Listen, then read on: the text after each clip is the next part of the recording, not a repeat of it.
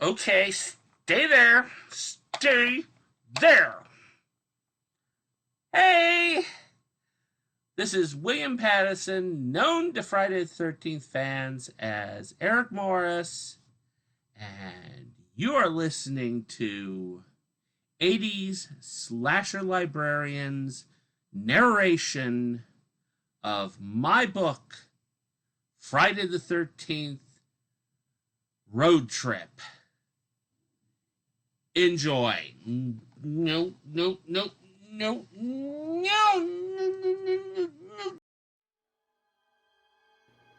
It was late Saturday morning. The sun beat down, bleaching the last bit of color from the winding country road below. On one side of the road, a row of scraggly green trees raised their branches up to the sky. The trees looked like three giants with their arms lifted, ready to strike at any passing cars.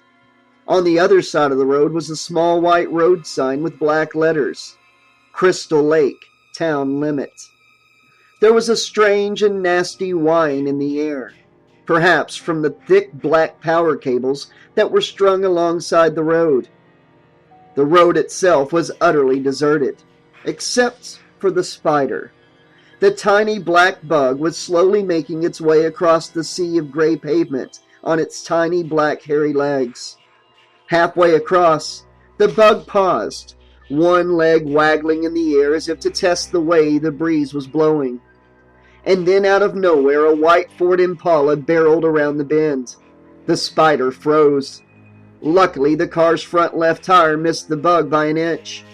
Unluckily, the car's rear tire caught the spider flush on the head. The wheel ground the little spider into a speck of black goo and blood that was carried away on the tire's black rubber threads. That meant the dead spider kept spinning around, hitting the pavement again and again. The death of the spider marked the first drop of blood spilled that day in Crystal Lake. It would not be the last. Not by a long shot. Friday the 13th, Road Trip, the fourth Camp Crystal Lake novel in the series by Eric Morse. Chapter 1, Speeding Toward Crystal Lake. As the white car disappeared from view, a siren sounded, piercing the quiet country air.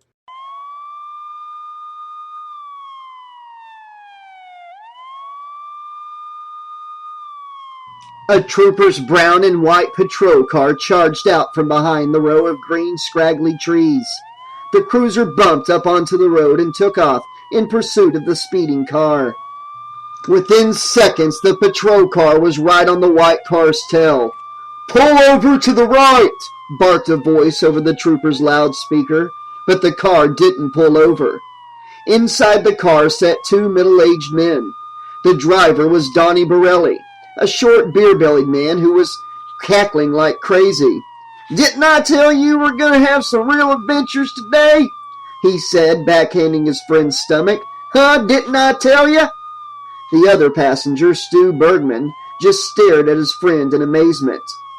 "Pull over to the right," repeated the trooper, his voice booming. His siren light was flashing fiercely in the car's rearview mirror. "Donnie," Stu gasped, "are you insane? Pull over!" "Oh, I just wanted to make sure he was after us," Donnie said with a grin. Then he laughed. He knew it was an absurd statement. On this deserted, God-forsaken stretch of road, what other car could the trooper be after? He eased the car onto the road's gravelly shoulder and turned off the motor. He smiled at Stu. "I told you you were going too fast," Stu muttered. "But no, you said we had to go there early." The two men were wearing brand-new hunting outfits that were obviously store-bought, matching blue plaid vests, pork pie hats, camouflage pants, and totally unscuffed Timberland boots. With clothes like these, you would expect the men to be carrying guns. Instead, Stu was clutching a large, heavy-duty metal flashlight. His hand was shaking hard enough to rattle the flashlight's batteries. Good old Stu, thought Donnie. He sure scared easy. Donnie glanced at his side view mirror and saw the trooper still sitting in his car, which he had parked a good 20 yards behind Donnie's Impala. What was the cop doing? Reading a book? "Listen, Stu," Donnie said, rolling down his window. "I'll pop for the ticket, okay? Don't worry your big bald head about it." A door slammed. The trooper had gotten out of his car and was sauntering forward through the bright September sun. The trooper was tall and well-built. He was wearing black boots, a chocolate-brown uniform, and dark reflector shades. With his heavy belt, holster, gun, and badge, he looked imposing. He took his time walking up to the car, too, letting them sweat. "Let me handle this sucker," Donnie muttered. Just then, the trooper leaned his head through the window. He was a handsome man with chiseled features, but it was a face with little character, like you might see on a comic book hero. "Morning, officer," Donnie said jovially. "Some beautiful weather we're having here now, isn't it?" The trooper didn't respond, nor did a muscle move in his face. He carefully chewed a wad of gum, once, twice, then stopped. "You gentlemen in some kind of rush?" Donnie threw back his head and laughed as if this were the funniest joke that he'd ever heard. He gave the trooper his friendliest good old boy grin. "You know what it is, officer. My friend and I are off on a little weekend outing this morning, and what we wanted to get as far away from our wives as we could and fast. Ha! Now you can understand that, can't you?" The trooper did not smile. Donnie was beginning to think he had misjudged his audience. "You were going 65 in a 40-mile-an-hour zone," said the trooper. "You married?" Donnie asked. There was no sign of movement in the trooper's sculpted features. "Can I see your registration, sir?" "Of course." "Stu, could you reach in the old glove compartment there?" White-faced, Stu dropped his flashlight on the dash and started fumbling with the glove compartment door. He finally got it open. 3 packets of Kleenex, 2 tubes of lipstick, a rolled-up pair of sheer pantyhose, a paperback romance novel, a Betty Boop keychain, and a nasal decongestant spray tube all came tumbling out onto Stu's lap. "See?" Donnie asked the officer. "That's all my wife's stuff. She always messes up the car." "Registration," the trooper repeated. Stu finally managed to find the papers, which Donnie handed over to the officer. As the trooper reached his hand into the car, Donnie saw a band of red skin on the man's 3rd finger, probably marking the spot where he'd once worn a wedding band. Great, thought Donnie. He had really hit on the wrong approach with that crack about the wives. "What we're going to do," Donnie said, eager to keep the trooper talking, "is, what's the word again, Stu?" "Spelunking." "Right, spelunking. Spinking, whatever. Cave exploring is what it means. Stu here's got this guidebook says there's this mighty fine cave up on Crystal Hill." The trooper, who had been studying Donnie's registration, now raised his head. Though Donnie couldn't see through the man's reflector shades, he felt as if he could still read surprise in the trooper's eyes. "You're going where?" the officer asked. Crystal Hill." Stu leaned over as far as his seatbelt would allow. "Why, officer, is there some kind of problem?" The trooper looked back down at the registration.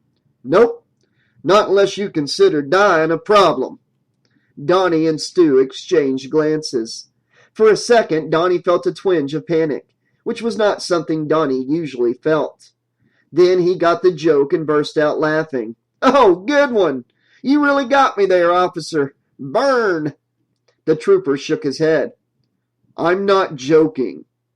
He handed Donnie back his registration, then flashed a brief, unnerving smile.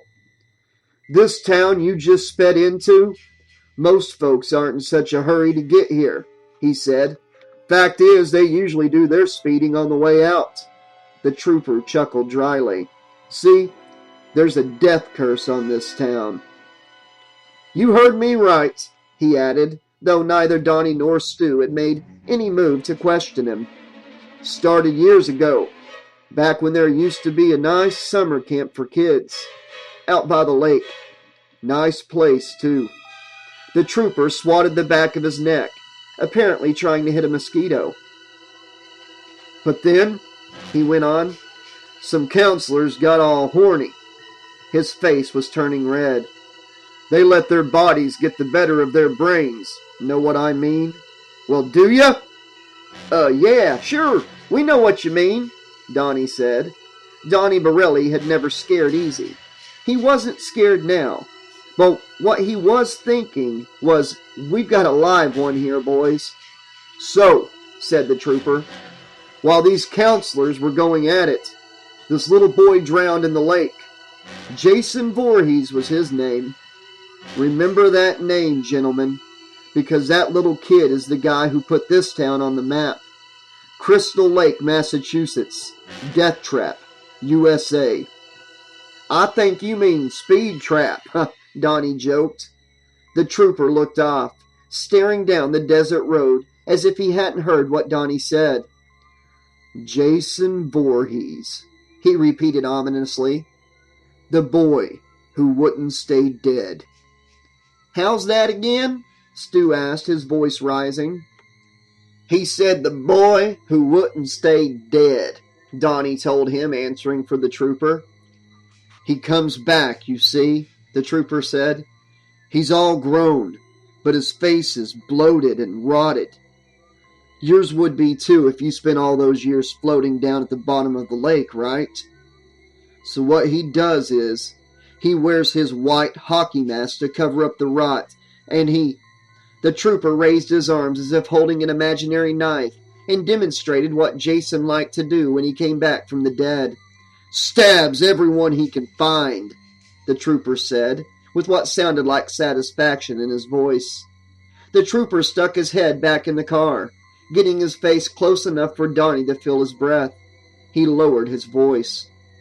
If I were you two, what I'd do is I'd turn this baby around and head on back wherever you come from. But hey, it's your funeral. The trooper straightened. I'm going to let you go with a warning this time, he said, looking back up the road again. You can return the favor by going home. And with that, he spun on the heels of his black boots and started his slow, purposeful march back to his car. What a jerk face, Donnie muttered as soon as he was gone. Let me handle him, Stu mimicked. Donnie held out both hands palm up. Did we get a ticket? I handled him. Donnie, Stu said, let's get out of here. You heard the guy. This town's a death trap. Don't be a fool, Donnie said. He's just some kook who gets his jollies by scaring the out-of-towners. Well, he succeeded, Stu said. Hey, Donnie! Donnie! But it was too late. Donnie had already gunned the engine and pulled out.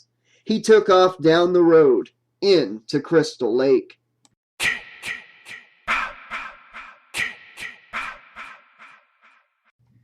Chapter 2. 3 Cheers for Carville. 5 hours later and 50 miles away, the Carville Hornets broke from their huddle and lined up in their defensive stance. It was the fourth quarter of their football season opener, an away game against Thompson High. With only 1 minute and 49 seconds left to play, the Hornets were clinging to a slim 5-point lead. But Thompson had the ball on the Hornets' 39-yard line. They were driving. Carville cheerleading captain Missy Lau stepped out onto the field so that her 9 teammates could all see her. "Hit 'em high, defense! Hit 'em high!" she screamed.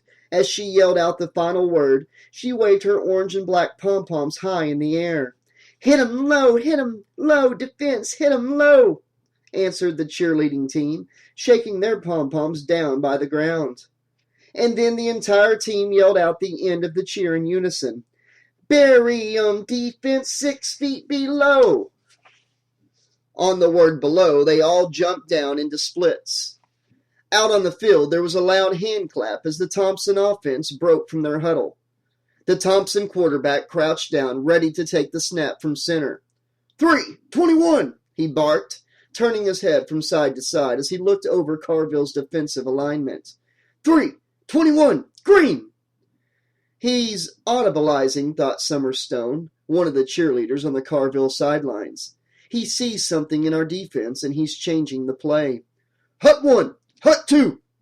Suddenly, the players were all moving like crazy. The Thompson quarterback faded back to, Pass! Screamed Summer. Pass! As often happened, she had picked up the play even before Coach Wardell, who watched the field like a hawk and cried out almost constant instructions to his players. At 16, Summer was the youngest of 5 kids, and all her older siblings were boys. She had grown up in a house whose TV was almost always turned to sports. Not only that, she had seen all 4 brothers play varsity football for Coach Wardell. Football was in her blood, and her blood was telling her that Thompson was about to score. The only hope was Russ Johnson, Carville's big linebacker star, who was hurtling toward the Thompson quarterback like a truck with broken brakes. Following the advice of the cheerleaders, Russ hit the quarterback hard enough to bury him 6 feet below. But a split second before he made the tackle, the quarterback threw the ball. The pass spiraled out high and long and unharmed, and Summer jerked her head around to watch the ball's slow, arcing descent. It landed snug in the hands of the wide-open Thompson receiver, who caught the ball without even breaking stride. Touchdown. Across the field, a wave of wild cheering swept through the crowded home team bleachers. Among the few parents and visitors on Summer's side of the field, there was a stunned silence. That's bad, isn't it? Missy asked Summer. Not if you're on their team, Summer joked. Oh, Summer, you're awful, Missy said. You just don't care about anything. She was a tall, willowy blonde who wore her long hair in about 20 braids, all of which were bouncing as she jumped up and down in frustration. Is there a flag on the play? She cried. Tell me there's a flag on the play. There! Isn't that a flag? That's a flag, but it's still in the ref's pocket, Summer explained. Oh. Standing to Summer's left was a short, pretty black girl who wore her shoulder-length hair straight, thanks to hair relaxer she had once explained to Summer. After Missy, Belinda Caress was Summer's closest friend on the cheerleading team. I told Russ he's got to rush faster, Belinda muttered. But do you think he listens to me? Nope. Summer's jaw dropped. Belinda, you're not blaming Russ for that play, are you? Look what he did to their quarterback. He's still down. It was true. Several players had huddled around the Thompson quarterback as the team trainer attended to him. Russ stood by his head, bent with worry. Summer smiled. Russ was a mean player on the field, but a gentle guy off the field. Now the Thompson coach trotted out to join the crowd, along with a man that Summer guessed must be the quarterback's father. Her heart seized up at the sight. Oh dear, said Missy. I hope he's not dead. That's certainly the worst that could happen to him, Summer agreed. Missy gave her a look. If he dies, they'll probably arrest my Russ, said Belinda, or at least sue him. Is that what you're worried about? Missy asked. You're awful too. The sight of the fallen player had silenced the home crowd. He did look dead, thought Summer. It was as if he had fallen out of the sky. He lay so still. Summer was tall, with a helmet of dark hair, a wave of which slashed across her face, hiding her eyes in shadow whenever she leaned her head forward. She leaned forward now, letting her hair hide the concern in her deep blue eyes. Thanks to her wisecracking, Summer was known around school as a big cynic. But the truth was she couldn't stand anyone suffering. When the TV news came on, she always changed the channel so she wouldn't have to see a car wreck somewhere. She hated to see anyone cry. They had taken off the quarterback's helmet. He wasn't moving at all. As she often did when she was upset or afraid, Summer started to fantasize. She imagined the poor Thompson quarterback being taken away from the field on a stretcher. Imagined that he was paralyzed for life. Then she imagined herself married to the guy and standing by him even though he was confined to a wheelchair. Loud applause shook her out of her reverie. The quarterback was okay. Summer was relieved to see. He was walking off the field under his own power. The Thompson offense lined up for the extra points. Boof! The kicker knocked the ball straight through the uprights. Summer glanced up at the scoreboard. Home 34, away 32. This is so horrible, Missy moaned. Now we're going to lose, right? Looks that way, Summer agreed. How did that happen? I mean, we were cheering so hard. Missy was a sweet girl in all heart, but she was no great shakes in the brains department. Summer could never get over Missy's blind faith in the power of cheerleading. It was Russ's fault, Belinda said, shaking her head. Belinda, it was not, Summer said. Though she begged herself not to, Summer turned and glanced down the Carville sideline. Her eyes found him immediately, number 19. Number 19 was a tall, rangy player, Carville's top receiver. He had his helmet on, plus shoulder pads, but Summer recognized him. She would know that outline anywhere. Slick. He was watching the field, calm and cool as always. Summer knew what he was thinking, too. Even with only a minute to go, he was sure that they could score one more time. Slick never got nervous or rattled, at least not that Summer had ever seen. Slick. She forced herself to turn away. Slick was 17. He'd been red-shirted, held back a year, so he'd been a better college prospect and get a bigger scholarship. Summer and Slick had gone out for one whole year. Then, 2 months ago to the day, Summer found out that Slick was cheating on her. That day, she paid a surprise visit to his house. She and Slick almost never got each other's stuff, but on an impulse, she'd bought him 2 CDs of his favorite group. She found the front door of his house unlocked, so she tiptoed upstairs without making a sound. And there they were, him and Marjo Banning, this Carville girl who had gone off to college at UMass, which was only 20 minutes away. It wasn't the first time Slick had betrayed her. It was the third time, as a matter of fact. The third time that she knew about, anyway. But this time she had finally gotten it together and broken up with Slick for good. For good. She had to repeat those words to herself every time she saw him. We should start doing some major cheers, Missy said, peering out at the field. The Carville kickoff return man had been gang-tackled on the 12. Now the Carville offense was jogging glumly onto the field.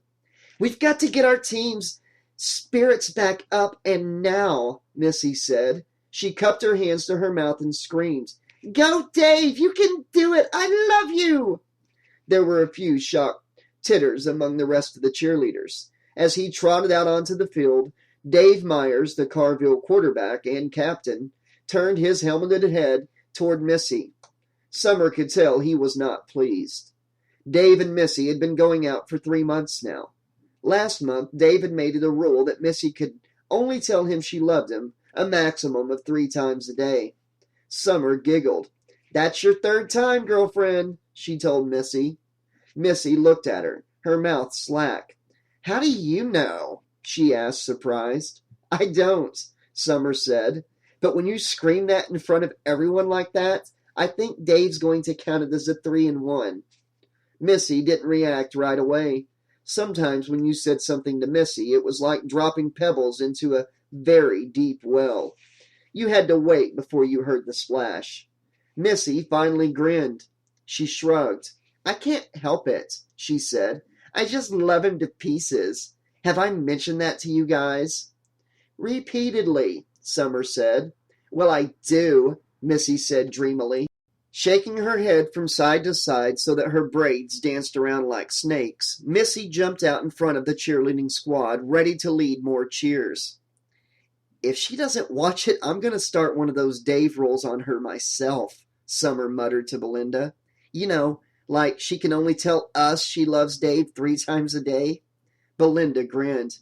You are a wicked girl. I know. When the ref blew his whistle to resume play, Summer felt her face start freezing up. She always got this way when Slick was on the field. On the first down, Dave threw to Slick. Complete, and it was good for another first. But on the next pass, Slick was tackled for only a 5-yard gain. Carville called timeout. Instantly, Missy was on the field again. The girl was tireless, but before she could start a cheer, bzzz, a boy wearing a large round bee head with a long black stinger of a nose trotted over to Missy. "Not now, Buzzy," Missy hissed at him. Buzzy the Bee was the team mascot. Inside the Buzzy mask was Teddy Bateman, a short, geeky senior. He was supposed to clown around only at halftime, but he always tried to keep up the act throughout the game. Poor Teddy, thought Summer. Buzzy, as everyone at Carville had taken to calling him, was desperately horny. His Buzzy roll was his only chance to get close to the cheerleaders. Teddy milked the opportunity for all he could get. Genuinely angry, Missy shoved Teddy backward, but Teddy made a big show of falling over, to the delight of the Pat Thompson bleachers. "That's what's going to happen to your offense," someone shouted from the other side. "Flatten 'em, Thompson!" "Teddy," Missy hissed down at the fallen clown, "we're trying to cheer here. I've told you 100 times, not during the fourth quarter." Teddy stayed on the ground, his arms spread wide. In this position, his long black stinger was sticking straight up in the air. Summer whispered something in Belinda's ear. Belinda burst out laughing and passed on Summer's joke to the next girl in line, who in turn passed it on. And in seconds, the whole squad was laughing at Teddy and pointing at him. Teddy lifted his head, then dropped it. "They hate me," Summer heard him moan. She felt guilty at once. She went over and reached down to help him up. "Come on, Teddy," she told him quietly. "You know how Missy gets when we're behind."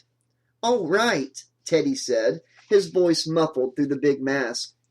Like she loves me the rest of the time or something." "Missy loves everybody," Summer said, pulling him off the field. Teddy took off his mask head and sat on it.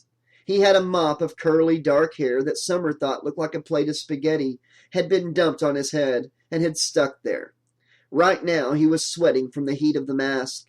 Behind his large, clear-framed glasses, his small dark eyes looked pained. Summer knew the feeling, and her heart went out to him. "Well, I think you're great," she said, squinching up her face. It embarrassed her to say anything mushy.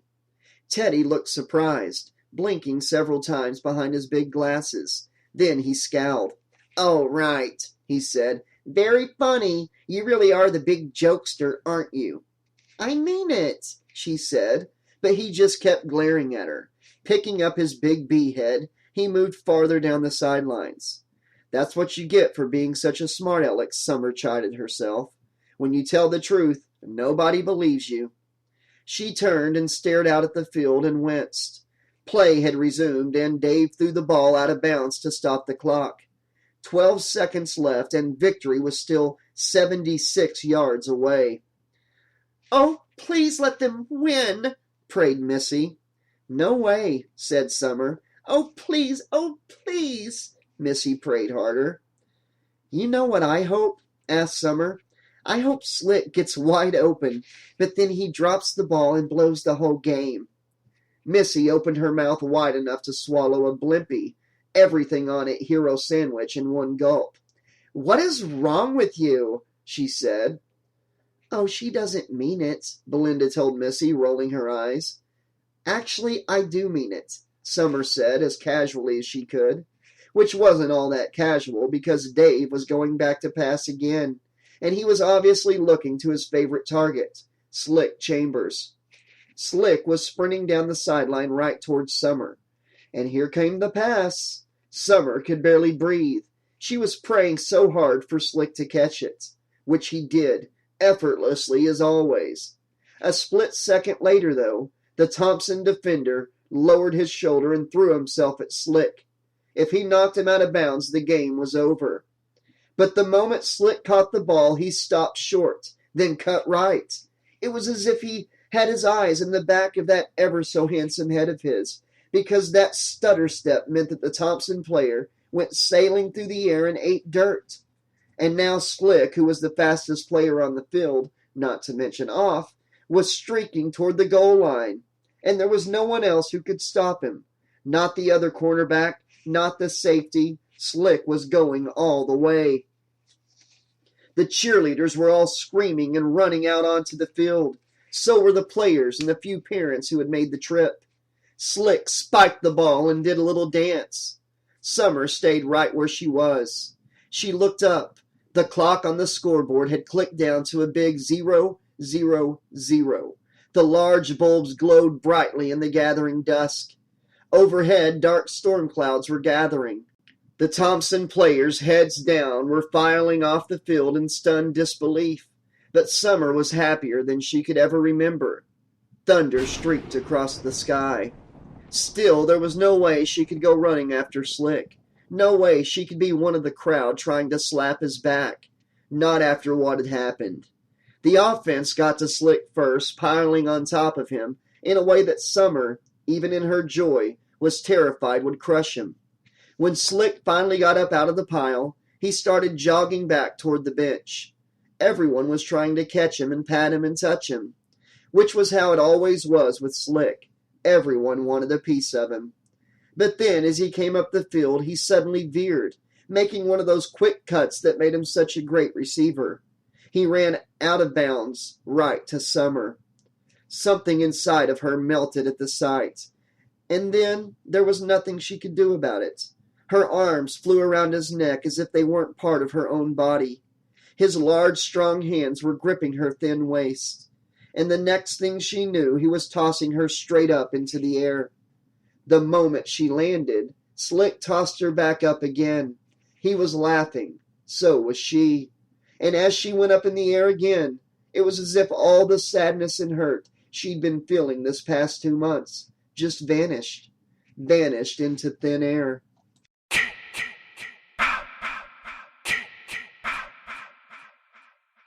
Chapter 3, MPP. By 4 that afternoon, Donnie Borelli was thinking that maybe that trooper had been telling the truth after all. Maybe there had been a lot of grisly murders in these parts, because he and Stu had been hiking around Crystal Hill for hours, and so far they hadn't seen a single solitary soul. They also hadn't found the cave. "Donnie," Stu said, puffing hard as they emerged into a small clearing, "maybe we should just bag it." Donnie stood with his hands hooked in the pockets of his blue plaid hunter's vest, which he wore open over his large guts.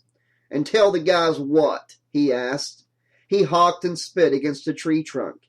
He watched as the white spittle ran down the bark. "Tell them we're a couple idiots who couldn't even find the cave? We'd be the joke of the team, Stu, you know that." Donnie and Stu belonged to the same bowling league and the same team, the Red Devils.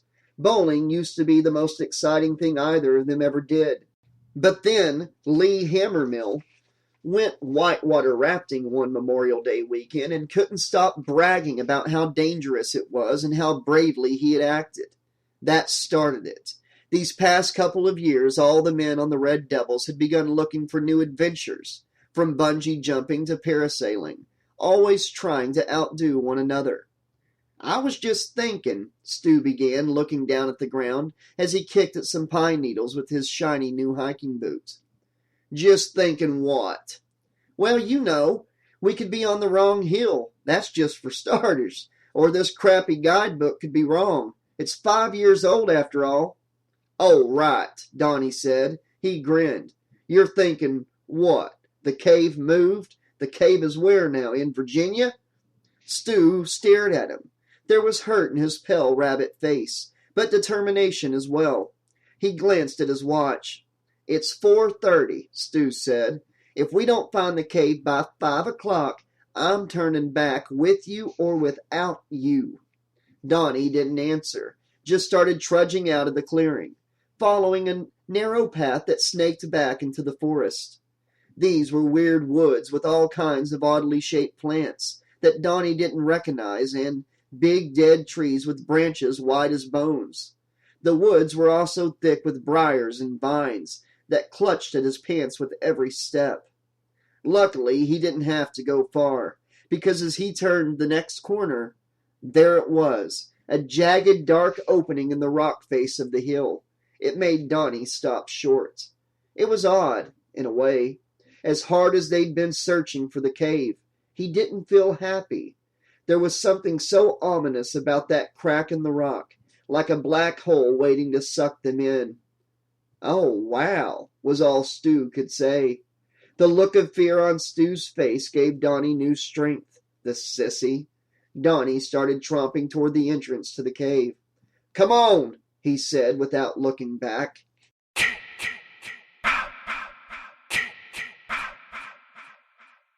In the home team showers of Thompson High, the only sound was the hiss of water raining down on the players' bowed heads. The visiting team showers were a different story. Everyone was whooping and shouting and laughing. Then Slick came in with an empty Sprite can that he had found in the locker room trash. He nodded in the direction of Teddy Buzzy Bateman. There were snickers from the rest of his teammates, but the sounds were drowned out by the shouts and roar of water. Slick eyed his prey. Buzzy, that skinny, slight-shouldered little geek, was standing in the corner, his arms crossed over his chicken-bone chest, his eyes shut tight. The guy's glasses were sitting on his green plastic soap dispenser, which he had placed at his feet. And as if he didn't stick out enough already in a shower full of jocks, Buzzy was the only one wearing flip-flops. Slick turned on a shower so that it trickled ice water. Holding the can away from his naked body, he placed it under the stream. When the can felt full, he moved toward Buzzy, his teammates clearing a path for him. Then he flicked the can hard, dashing a stream of ice water right into Buzzy's face. Buzzy screamed. It was a high-pitched girl's scream, his mouth open wide. What a loser, Slick thought. Buzzy chased after Slick, groping blindly without his glasses. Slick was laughing as he dodged away. Buzzy banged into several of the players. Each player he banged into shoved him away, so that he smacked into someone else. Finally, he banged into Billy Raymond, the team's huge center. "Back up, Queero!" Billy shouted, pushing Buzzy hard against the tiled wall. And right then, Slick started feeling this crazy impulse to go ahead and finish Buzzy off. The kid was so pathetic, it made Slick mad. He even cocked a fist, ready to step in and punch Buzzy right in the head. But big Russ Johnson grabbed Buzzy with one arm and got his other arm in between him and Slick. "What's the matter with you guys?" Russ shouted over the roar of the showers. "Geez, this is how you act after we win? This is our mascot, guys, our mascot. Didn't any of you guys ever hear of bad luck? You hurt Buzzy, you're looking at bad luck for the rest of the season. I promise you." "Buzzy lover," teased Tommy Bartlett, the kicker. Slick joined in the laughter. Buzzy angrily pulled his arm free from Russ.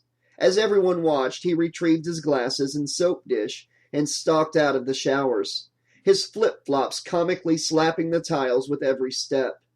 That was Buzzy all over, thought Slick.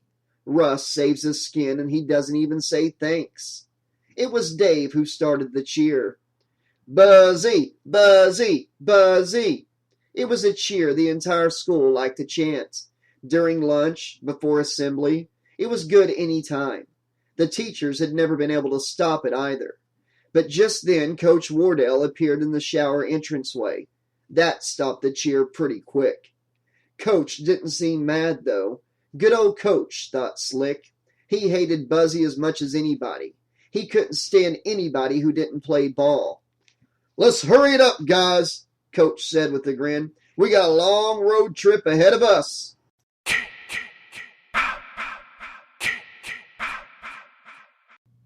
Outside the Thompson High gym, dusk had fallen, and with it came the first drops of rain. The team's large yellow bus was parked in the circular drive. Almost everyone was already on board. 20 yards past the bus sat Coach's big white van, its engine idling. As the last few stragglers hurried out of the gym, 3 cheerleaders remained standing under the building's cement overhang. They had changed out of their uniforms into their street clothes. "He's pond scum," Belinda was telling Summer. "You gotta forget about him, girl." Summer managed a half smile. "I have forgotten about him," she lied. "Slick who?" "I just can't believe he would pick somebody else to ride with him in the van," Missy said, shaking her head and her braids. After each away game, it was a Carville tradition that the 3 MVPs named by Coach Wardell had the privilege of riding back in his van, and they could pick whomever they liked to ride with them. Russ had picked Belinda. Dave had picked Missy. Slick had picked, well, no one knew who Slick had picked. But Summer kept picturing who. Fantasy girls curvier and sexier than any girls she knew at Carville, or any girls anywhere. "After the way he acted right after the game and all," Missy said. "Kissing you like that? What was he trying to do, lead you on?" "Who knows?" Summer said. She grinned. "But guys, I dumped him 2 months ago, remember? There's no reason he should pick me to ride with him." "Time out," Belinda said. "You had a very good reason to dump him, remember?" "That's right," Missy agreed. "He should be begging you to get back together with him." Begging? That didn't sound like Slick Chambers' style, Summer thought ruefully. Everyone always begged Slick, not the other way around. "Anyway, Missy's 100% right," Belinda said, scowling. "He should have asked you to ride with him. You should have said no, but he should have asked you." Summer shoved her hands deeper in the pockets of her orange and black Carville parka. It was raining harder now, and with the rain came a breeze with a bite to it. It was an unpleasant reminder of the winter that was coming, and the warmth they were leaving behind. "Hey, you guys better hurry," squeaked a voice behind them. Summer turned. It was Teddy, looking more miserable than usual. He was lugging a big drawstring bag of footballs over one shoulder. He reminded Summer of a miniature, emaciated Santa Claus. Teddy always got to ride in the van, but not because he was an MVP. He was more like an MPP, most picked on person. Coach made him ride in the van so Teddy would navigate, and also, Summer suspected, so Coach would have someone to yell at whenever he got into one of his surly moods. "Tell Coach we'll be there in a second," Belinda told Teddy. The short boy shrugged and headed out into the rain, struggling under his load. "You want us to ride with you on the bus?" Missy offered. Summer felt a surge of warmth. Missy might be dumb, but she was also as good-hearted as a little puppy dog. Dave Myers didn't deserve her, and that was the truth.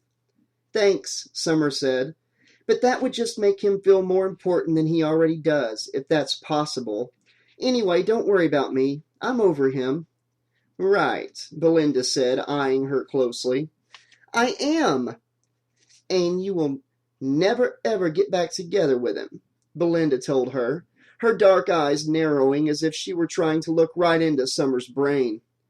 "And I will never ever get back together with him," Summer repeated dutifully. "Not in a million, trillion years." "That's a long time," said Missy thoughtfully. Summer guffawed. "We better get a move on," she said. "I don't want to get left around here." She pulled the hood of her parka over her head and hurried out into the chill, pelting rain. "See you back at school," she called without looking back. As she ran toward the bus, she made a major league effort not to glance at the van. She knew she'd see Slick's head through the side window and catch a glimpse of whatever bimbo he had chosen to ride with him. Maybe she'd see them necking.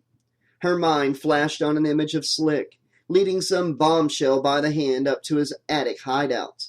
He had a cot up there and a little trunk of liquor and his tape deck. His love nest, he called it. Before Summer could stop herself, she was daydreaming about Slick's foxy head, lowering slowly, right down onto this beautiful girl's face. Summer groaned out loud as she tried to shake the awful image out of her brain.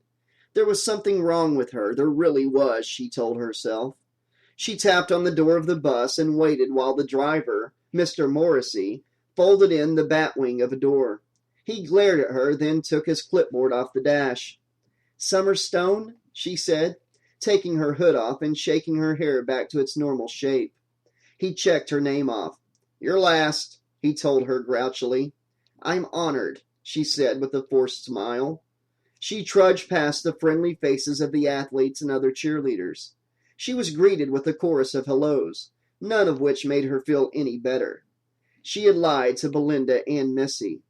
After those hugs and kisses Slick had given her, she felt like half a person, like Slick had stolen her heart. There was a victory party tonight at the gym. Summer was dreading it. The happiness that she had felt after Slick scored the winning touchdown had disappeared completely, leaving her feeling even lower than before. Unbelievable. He had gotten her hopes up yet again. She had to go all the way to the back of the bus to find an empty seat. This was the hot seat, where the heat from the engine made you sweat no matter what the weather, and where the stench from the bathroom blasted you every time the door swung open.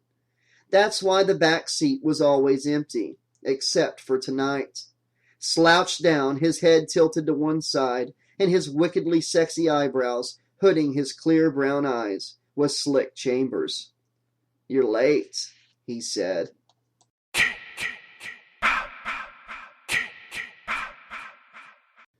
Okay, guys, this has been the prologue and chapters 1, 2, and 3 of Friday the 13th Road Trip. We just finished the carnival up, and we're moving right into part 4 of the Camp Crystal Lake series by Eric Morse. And all we really got tonight was character development. Usually by now in the books, the mask had been brought up, but I'm pretty sure when the next chapter starts, that's the topic. That's the name of the next chapter, is the mask. So yeah, guys, let me know what you think of. We don't know much about him, so the main character Summer sounds like she's just a glutton for punishment. He's cheated on her 3 times and she's still madly in love with him. Ugh, I don't know how I'm going to end up liking her as a final girl, if she's the final girl. But guys, let me know what you think of the book so far, and I'll be back very soon with more of Friday the 13th Road Trip. What do you guys think about Teddy Buzzy Bateman? You feel sympathetic to him? You think he might get a little revenge later in the book? Maybe so. Maybe some poetic justice for his bullies. Well, there is that one guy that took up for him. I guess we'll just have to see how it goes. By the way, guys, in the next upload, the winner from the live stream, Lady Paracosm, will get to play the part of Summer. She's already recorded the lines for the next 3 or 4 chapters, and in the next upload, she'll be voicing Summers. Congratulations on winning that drawing that night. And I think it's going to be a lot of fun, and we're going to do more of those giveaways in the future, where more of you guys can have voice roles in some of these uploads of these audiobooks. Until next time, this has been your friendly neighborhood 80s slasher librarian saying, thanks for listening, and you better finish this entire book series with me, because it's got a death curse!